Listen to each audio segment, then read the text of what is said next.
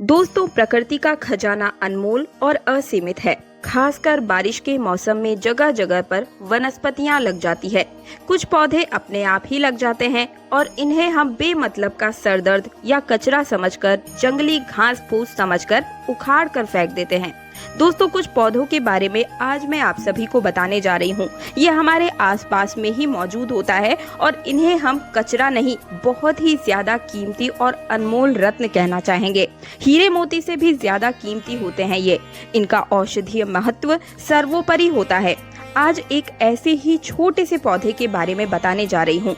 मेरे घर के आसपास में ये पौधा बहुत ही ज्यादा लगा हुआ है और मैं चाहती हूँ कि आपको भी इसकी जानकारी हो।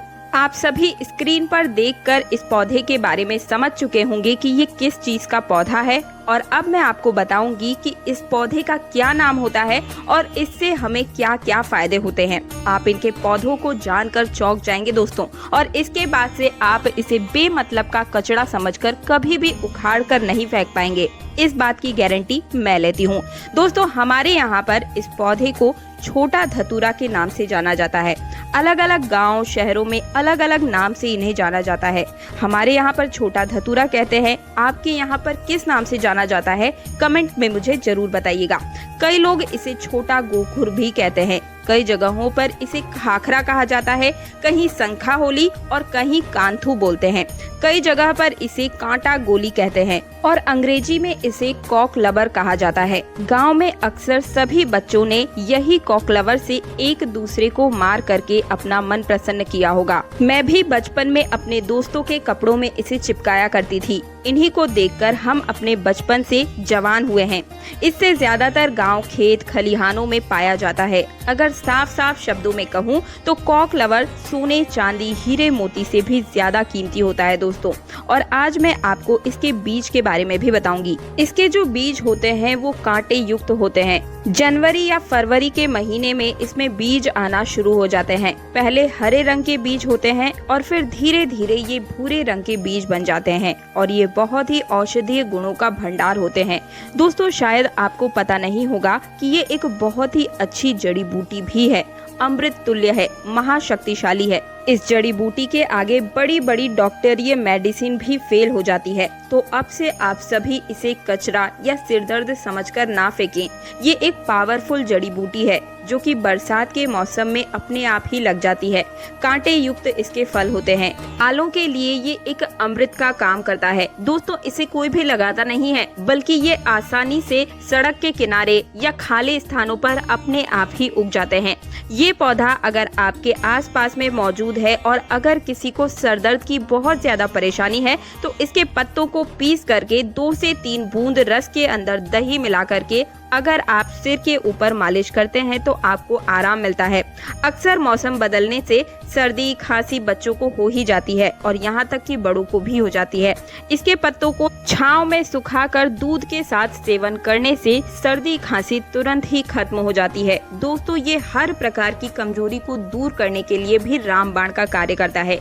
देखिए, आजकल के समय में ज्यादातर लोग कमजोरी की समस्या से परेशान हैं, क्योंकि हमारा लाइफ स्टाइल इतना ज्यादा खराब हो चुका है कि हम अपने शरीर की ओर ज्यादा ध्यान ही नहीं दे पाते। सारे पोषक तत्व उन्हें नहीं पहुंचा पाते।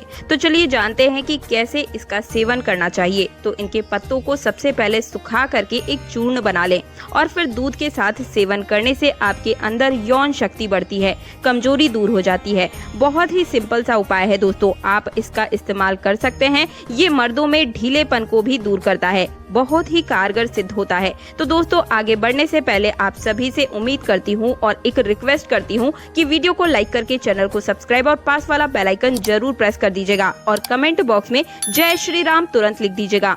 दोस्तों, इस वीडियो को लाइक करने का कोई भी चार्ज नहीं लगता है और चैनल पर सब्सक्राइब करने से आपको हर रोज बिल्कुल मुफ्त में जानकारियाँ मिलती चली जाती है। और अब मैं आप सभी को इस पौधे का एक और चमत्कारी उपाय बताती हूँ। चर्म रोग पर इसका रस लगाने से धीरे धीरे चर्म रोग बिल्कुल ही समाप्त हो जाता है, ठीक हो जाता है। दोस्तों, अक्सर फोड़े फुंसी बच्चों को लग ही जाते हैं या फिर घाव हो जाते हैं, तो उसमें भी इसकी पत्तियों का पेस्ट लगाएं। थोड़ी ही देर में फुंसी ठीक हो जाती है। चेचक के जो दाग होते हैं उनमें भी यदि इन पत्तियों का रस लगाया जाए तो दाग धब्बे बिल्कुल ही दूर हो जाते हैं, घाव ठीक हो जाते हैं। ऐसा कहा जाता है कि नासूर तक इस रोग से ठीक हो जाता है। तेल कैसे बनाना है, चलिए अब मैं ये बताती हूँ कि बालों के लिए तेल कैसे बनाया जाए इसका। तो आप किसी भी प्रकार का जो भी तेल इस्तेमाल करते हैं उसमें आप इसके रस को मिला लें और फिर अपने बालों पर अप्लाई करें। आप जो भी तेल का इस्तेमाल करते हो, चाहे नारियल तेल हो या सरसों तेल हो, सबसे पहले छोटे गोखुर की कुछ पत्तियां लें और इस तेल में डाल करके तेल को गर्म कर लें, उबाल लें और उसे छान करके हर रोज अपने सिर के स्कैल्प में मालिश करें। ऐसा करने से आपके सिर में कभी भी सफेद बाल की समस्या नहीं होगी, बाल हमेशा काले और घने बने रहेंगे। तो दोस्तों, मुझे उम्मीद है कि आज के बाद से आप कभी भी इन पौधों को बेजान या फिर कचरा समझकर ना फेंकेंगे और इन उपायों को, इन जानकारियों को अपने तक सीमित भी बिल्कुल भी मत रखिए, क्योंकि दोस्तों हम सभी को भारत भूमि को धन्यवाद करना चाहिए। हम ऐसे देश में रहते हैं जहां आज भी यत्र तत्र सर्वत्र जड़ी बूटियां हर जगह फैली हुई है। इन्हीं जड़ी बूटियों के लिए विदेशी लोग तरसते हैं कि कहीं से उन्हें ये पौधा मिल जाए। तो ईश्वर का हमें धन्यवाद करना चाहिए कि हम ऐसी भारत भूमि में आज भी रहते हैं जहां पर अमृत की तरह शक्ति रखने वाले पेड़ पौधे आज भी मौजूद हैं। दोस्तों, आप सभी देख लीजिएगा कि एक दिन ऐसा जरूर आएगा जब हर कोई इन पेड़ पौधों को अपने गले लगाएगा, जड़ी बूटियों को गले में पहनेगा और अंग्रेजी दवाइयों को छोड़ करके इन्हीं की तरफ दौड़ता हुआ चला आएगा, क्योंकि जड़ी बूटियों में अमृत होता है, साक्षात ईश्वर का वास होता है। अभी तक ये जानकारियां अनभिज्ञ थी, लोगों को पता नहीं थी, लेकिन हमारे चैनल के माध्यम से हम हर किसी को जागरूक करने का पूरा प्रयास कर रहे हैं, ताकि लोग अंग्रेजी दवाओं से शरीर को सही जल्दी कर लेते हैं, लेकिन बाद में बहुत ही जल्दी शरीर अंग्रेजी दवाइयों के सहारे चलने लगता है।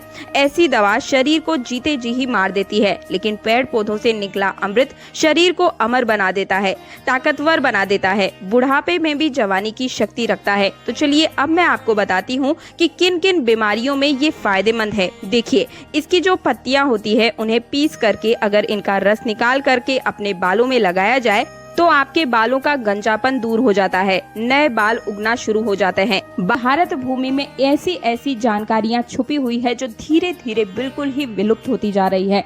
दोस्तों, हमारी हर समस्या का समाधान हमारे आसपास में ही मौजूद होता है, लेकिन जानकारी के अभाव की वजह से हम परेशान होते रहते हैं। तो आज के बाद से आप इन जड़ी बूटियों को या पत्तियों को कचरा समझकर ना फेंकें। देखिए, पेड़ पौधे, वनस्पति, जड़ी बूटियों की जानकारी होना बहुत जरूरी है। कई लोग ऐसे होते हैं जिन्हें पेड़ पौधों की जानकारियां ना होने की वजह से वो बार बार पैसा खर्च करते रहते हैं और ला इलाज बीमारी से जूझ रहे होते हैं। हर प्रकार की जड़ी बूटियां, हर प्रकार के पेड़ पौधे में कुछ न कुछ गुण अवश्य होते हैं, और अगर आपको पहले से ये जानकारियां पता होती है तो आपको परेशान होने की आवश्यकता नहीं होती है। इस बालों के लिए ये एक अमृत का काम करता है। दोस्तों, इसे कोई भी लगाता नहीं है, बल्कि ये आसानी से सड़क के किनारे या खाली स्थानों पर अपने आप ही उग जाते हैं। ये पौधा अगर आपके आसपास में मौजूद है और अगर किसी को सरदर्द की बहुत ज्यादा परेशानी है तो इसके पत्तों को पीस करके 2 से 3 बूंद रस के अंदर दही मिला करके अगर आप सिर के ऊपर मालिश करते हैं तो आपको आराम मिलता है। अक्सर मौसम बदलने से सर्दी खांसी बच्चों को हो ही जाती है और यहाँ तक कि बड़ों को भी हो जाती है।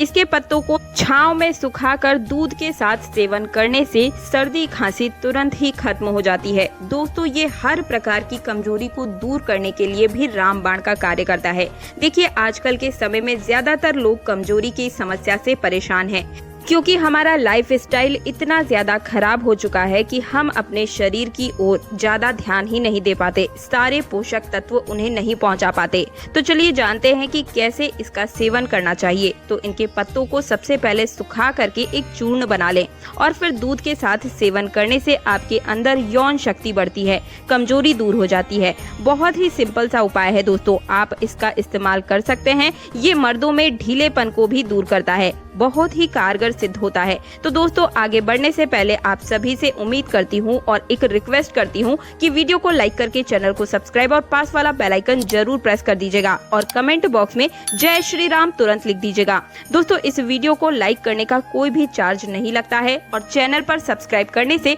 आपको हर रोज बिल्कुल मुफ्त में जानकारियाँ मिलती चली जाती है। और अब मैं आप सभी को इस पौधे का एक और चमत्कारी उपाय बताती हूँ। चर्म रोग पर इसका रस लगाने से धीरे धीरे चर्म रोग बिल्कुल ही समाप्त हो जाता है, ठीक हो जाता है।